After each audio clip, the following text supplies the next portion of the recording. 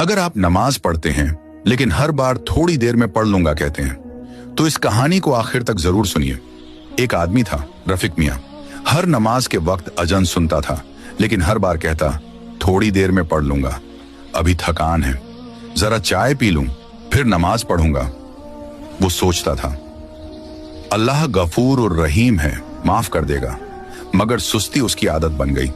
कभी जोहर छोड़ देता, कभी असर कजा हो जाती, कभी ईशा में सिर्फ फर्ज पढ़कर भाग जाता। लोग समझाते, लेकिन वो हंसकर टाल देता। एक दिन अचानक उसे हार्ट अटैक हुआ और मौत आ गई। गांव वालों ने जनाजा पढ़ा, दफन किया और सब बोले, बेचारा नेक था, नमाजी था।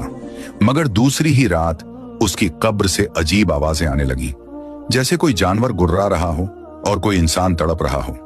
इमाम साहब और कुछ लोग कब्रिस्तान पहुंचे।